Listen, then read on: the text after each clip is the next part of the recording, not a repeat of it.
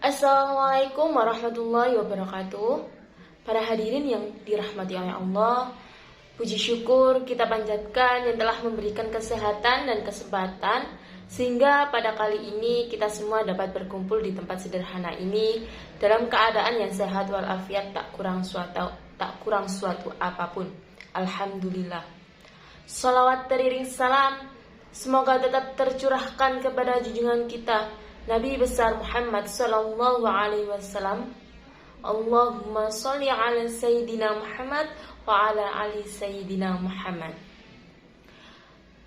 Perkenalkan, di sini saya Widya Nita Anggraini dengan NIM 040403211151 dari Prodi Bimbingan dan Konseling Islam Fakultas Dakwah dan Komunikasi UIN Sunan Ampel, Surabaya.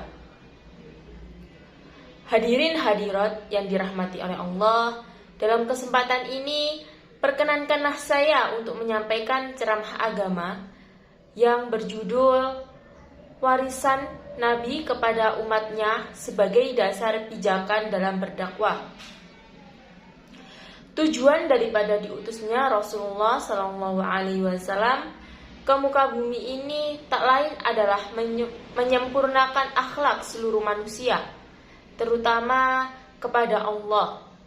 Selain itu, dakwah juga merupakan misi utama Rasulullah SAW dalam mengajak manusia menyembah Sang Maha Kuasa. Sepeninggalan Rasulullah SAW, para sahabat pun melanjutkan dakwah sebagai warisannya.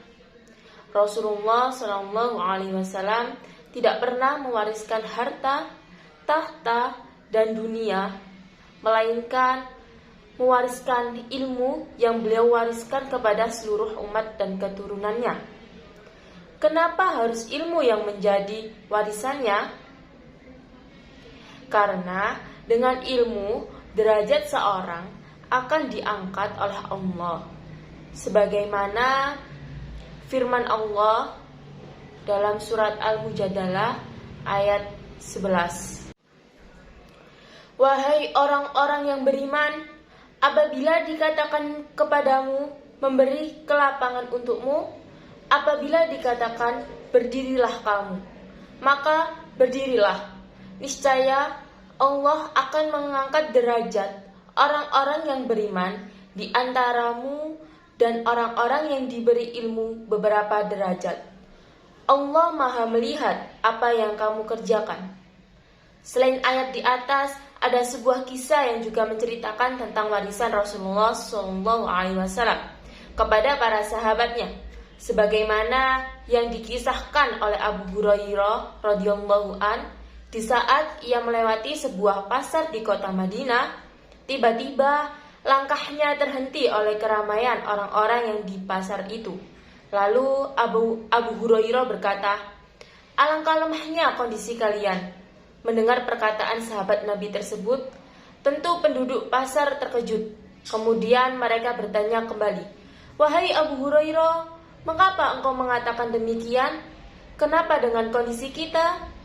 Tak lama kemudian beliau menjelaskan apa maksud dari ucapannya. "Sekarang kalian pergilah ke masjid. Di sana Rasulullah meninggalkan warisan kepada seluruh umatnya dan saat ini sedang dibagi-bagi. Mengapa kalian tetap di sini? Segeralah bergegas dan mintalah jatah bagian kalian." Tak ingin kehilangan warisan yang ditinggalkan oleh Rasulullah, akhirnya mereka bergegas meninggalkan aktivitasnya di pasar.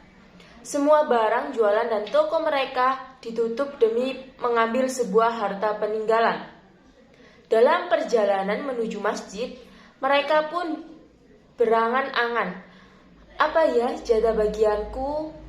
Semua dari mereka memimpikan harta yang melimpah ruah.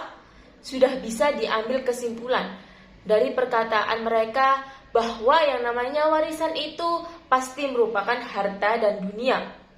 Namun perlu diingat bahwa warisan itu tidak selamanya berupa harta dan tahta.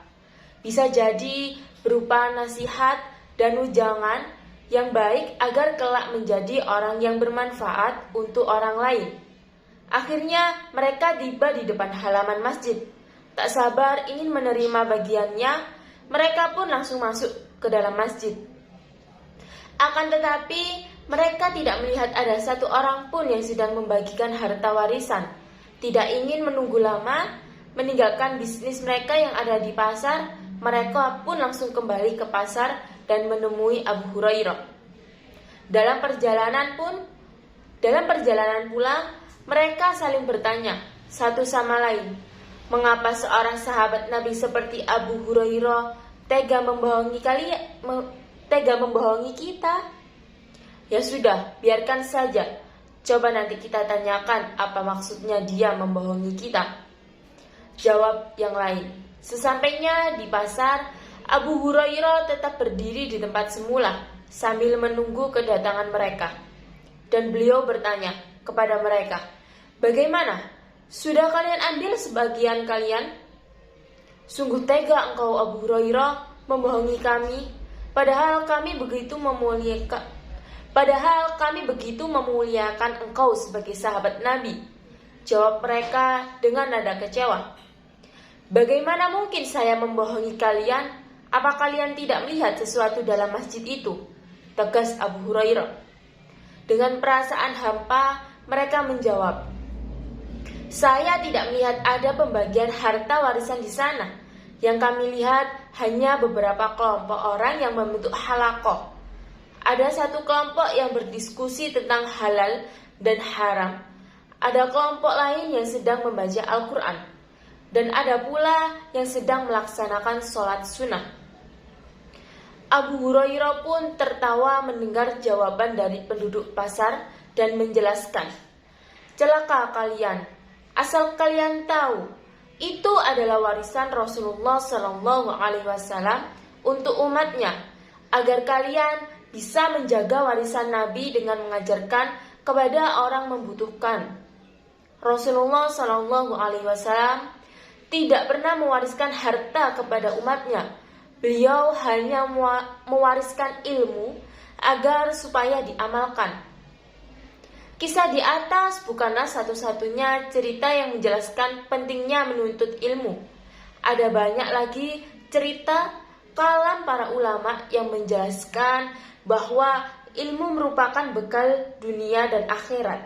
Seperti perkataan Imam Syafi'i dalam kitab Al-Manhaj As-Sawi, "Orang yang hidup di dunia, maka bekalilah dirinya dengan ilmu, dan barang siapa yang ingin hidup di akhirat, maka bekalilah dengan ilmu pula, karena ilmu dibutuhkan di dunia dan di akhirat." Demikian ceramah agama yang dapat saya sampaikan pada kesempatan ini. Semoga dapat bermanfaat bagi kita semua dan dapat kita aplikasikan dalam kehidupan sehari-hari. Lebih dan kurangnya mohon dimaafkan. Yang benar datangnya atas bimbingan Allah yang maha benar, dan yang salah, khilaf atau keliru datangnya dari saya pribadi sebagai manusia biasa yang tidak pernah luput dari salah, khilaf dan dosa. Akhirul kalam, wassalamualaikum warahmatullahi wabarakatuh.